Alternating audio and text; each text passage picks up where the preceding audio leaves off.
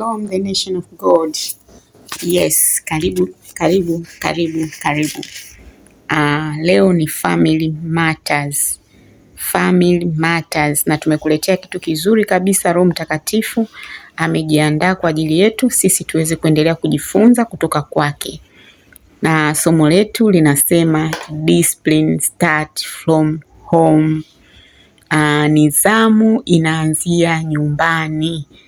Nidhamu yoyote iliyo njema, nidhamu yoyote iliyo mbaya inaanzia nyumbani. Jina la Bwana libarikiwe. Hapa tunazungumzia zaidi kwa habari ya nidhamu, lakini kwa sababu ni issue ya familia, tunaona kabisa yule muongozaji wa ile nidhamu ni mzazi. Aidha ni baba, aidha ni mama, aidha ni mlezi ambaye anamlea mtoto wa jinsia yoyote. Discipline inatakiwa ianze na yeye. Jina la Bwana libarikiwe. Jina la Bwana lipewe sifa. So sisi kama watu wa Image tunataka tukwambie kwamba tunaweza kufanya mapinduzi kwenye maisha yetu kuanzia nyumbani. Mzazi akiwa vizuri, mtoto atakuwa vizuri. Mtoto akiwa vizuri, familia itakuwa vizuri. Familia ikiwa vizuri, jamii itakuwa vizuri. Jamii ikiwa vizuri, generation to generation to generation to generation to come itakuwa vizuri. Jina la Bwana libarikiwe. Mzazi mlezi jinsi anavyoyaweza, mzazi au mlezi yeye peke yake ndiye anayeweza kuleta madhara au kuleta kitu kilicho chema kwenye maisha ya mtoto. Jina la Bwana libarikiwe. Haleluya. Nidhamu inaanzia nyumbani. Nidhamu inaanzia nyumbani. Kama tulivyotangulia kusema, inaweza kuanza kwa baba, alafu ikaenda kwa mama, au kwa baba na mama, then ikaenda kwa watoto, baadaye ikaja kwa familia nzima, lakini ikaja kwa jamii husika. Haleluya. Utasikia ile familia bwana, wale watoto wana adabu sana. Kwa kweli mtoto wangu lazima akaoe kwenye ile familia. Kwa nini? Wameona nidhamu njema, wameona tabia njema, wameona utu wema, wameona uzuri kwenye ile familia, wameona kuna ubora kwenye ile familia. Haleluya. Utasikia jamani, huyu mtoto ni mwizi, yani ameshapita hapa kashaharibu hali ya hewa.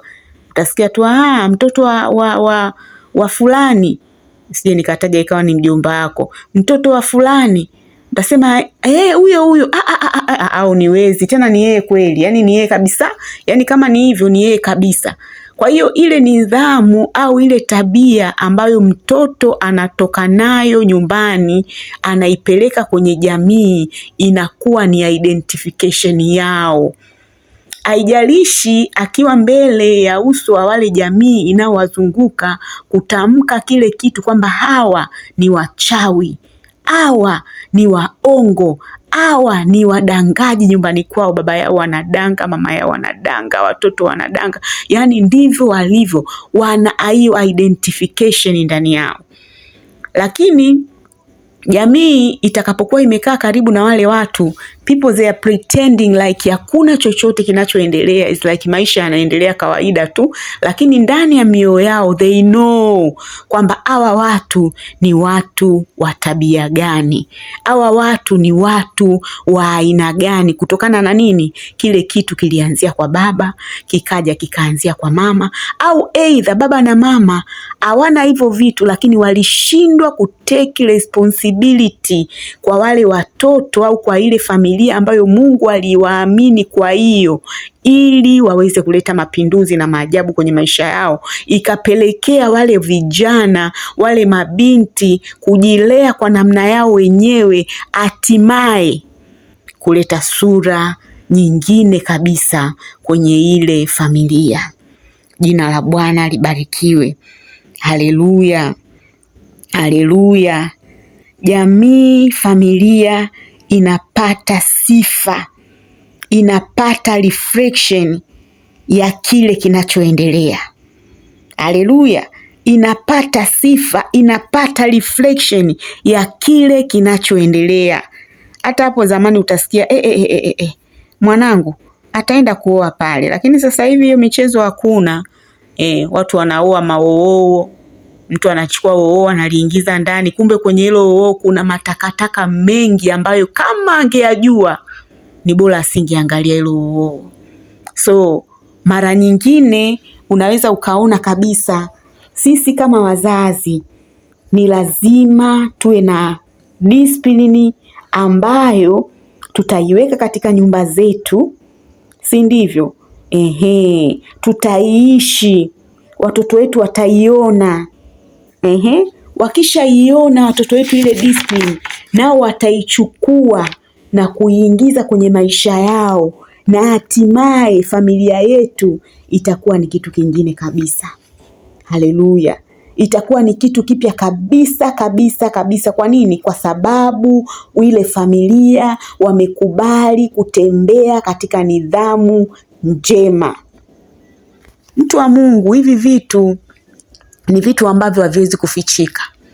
Ni vitu ambavyo huwezi ukasema mimi kwa kweli siishi hivyo. Ninachomwambia mtoto wangu na ninachokifanya kwa siri, hichi ninachokifanya kwa siri hichi, wala hata kiona, wala hata kijua. Sweetheart, life is too spiritual. Kile unachokifanya kwa siri, no matter how people sees it, au hawaoni au wanaona, inatembea katika damu, inatembea katika nyama, inatembea katika mifupa ya watoto wako. Jina la Bwana libarikiwe. Haleluya. Inatembea katika mitembeo ya mwili wako wewe, bila wewe mwenyewe kujua. Haleluya. Bila wewe mwenyewe kujua. Jina la Bwana libarikiwe. Discipline inanukia. You can smell discipline. Inanukia, ina harufu fulani hivi. Yaani mtu akitokea tu kuna namna the way anabehave, unasema wow, huyu mtoto amekuwa trained, analelewa na watu ambao wana discipline. Lakini kuna mtoto anaweza akatokea the way you see, even hata uso wake you can understand kwenye hii familia kuna kitu gani kinaendelea. Haleluya. Kama vile ambavyo nyumba ya jirani wanaweza wakapika pilau likawa linanukia tukasema wao wenzetu wanakula pilau leo. Sweetheart, hata mtoto wako akipita katika mazingira fulani, people they can understand, hawa kwao wamesoma, hawa kwao ni wajeuri, hawa kwao ni 1 2 3. Hatukatai wakati mwingine kuna maneno wanaweza akawa yapo ya hapa na pale, lakini nataka nikwambie sio wote ambao wataongea hayo mambo. Lakini kama kile kitu ni identification yako, kila mtu atasema ndio wao. Hapa sipameibiwa, atakuwa ni mtoto fulani hapa. Hapa kuna mtoto alipotea hapa, yani nakwambia mtoto fulani kamtafuta mpaka kampata kamrudisha. Hiyo itakuwa ni familia ya Vitalis. Watu bwana wanajielewa sana. Kwa nini? Identity. Unatengeneza identity gani kwenye familia yako? Unatengeneza identity gani kwenye familia yako?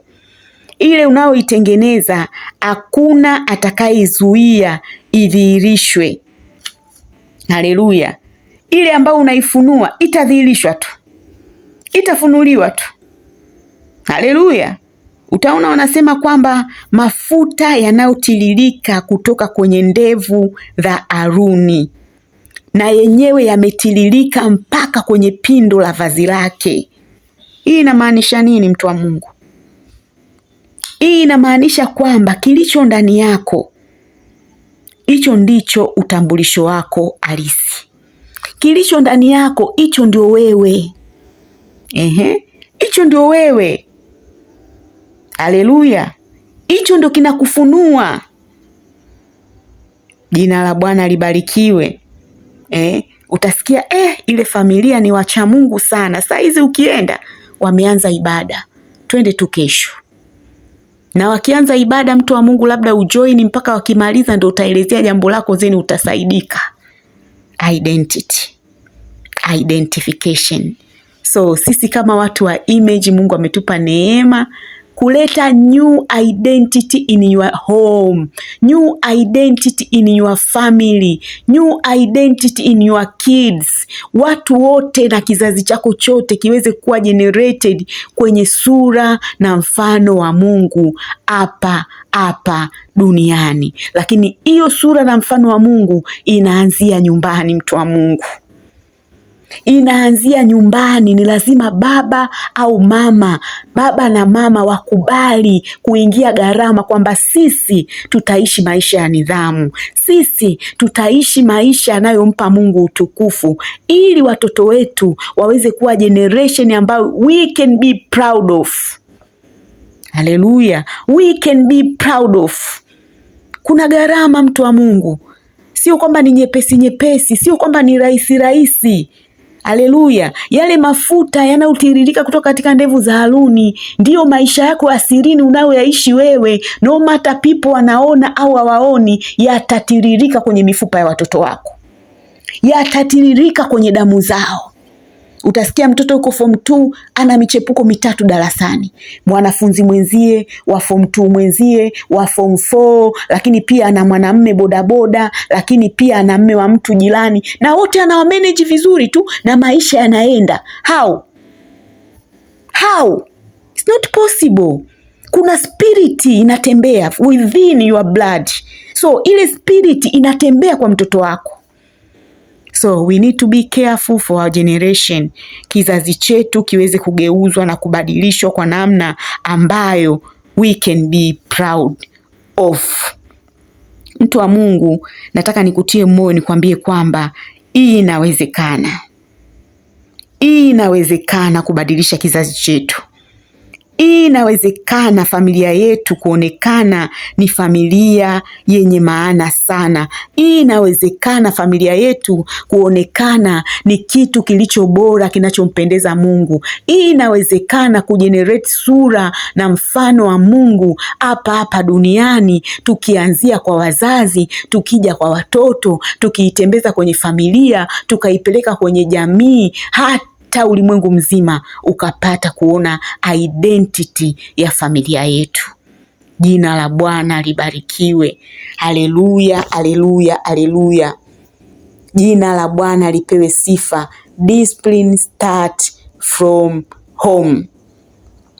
Nimeongea kwa undani kidogo, unaweza kuwa umepata picha nini ambacho nataka kusema. Nidhamu inayoanzia nyumbani. Nidhamu inaweza kupindua maisha. Baba akiacha simu yake mezani within nusu saa, akiwa labda anaoga kajisahau, anapata wazimu kwamba mwanae akiishika ataona nini, mke wake akiishika ataona nini. Kwa nini? Baba ana discipline. Discipline zake ni za kuficha, ni za uongo. Anazunguka tu, lakini anajua anaishi maisha gani. Je, yanampa Mungu utukufu au hayampi Mungu utukufu? So nataka tuingie kwa undani kabisa, tuone ni namna gani tunaweza kutengeneza sura na mfano wa Mungu hapa duniani kwenye maisha ya familia zetu, ikiwa leo ni siku ya Family Matters. Haleluya. Ikiwa ni siku ya issues za kifamilia, tunawezaje kutengeneza familia zetu through ili somo ambayo Roho Mtakatifu ametupa kwamba discipline start from home. Kuna vitu vingi vya kuangalia, lakini tutaanza kwanza na kinywa. Kwa undani kabisa, kinywa ni nini? Kinywa kinaweza kufanya nini? Kinywa kina nguvu gani? Kinywa kimekusudiwa kwa nini? Kwenye maisha yetu, kwenye nafasi zetu, kwenye kazi zetu, kwenye jamii yetu, kwa watoto wetu, kwa waume zetu, kwa majirani zetu. Kinywa kinaongea nini? Mama, ukianza kuimba nyimbo, unaimba nyimbo gani? Je, ile nyimbo ambayo unaimba wewe, binti yako wa miaka 2, 3, 4, 5 mpaka 8 akiimba, can you be proud of that song ambayo unaimba? Can you be happy kwamba mwanangu anaweza akaimba hii nyimbo publicly na nikawa na uhakika kwamba anafanya kitu kilicho chema? Jina la Bwana libarikiwe. So we are going to start kuhusiana na kinywa, na Mungu alivyo mwaminifu atakwenda kutufunulia na kutufundisha kwa kiwango kikubwa sana sana sana, ili tuzidi kumuona yeye akifanya mapinduzi kwenye maisha yetu. So stay tuned for more. Amen.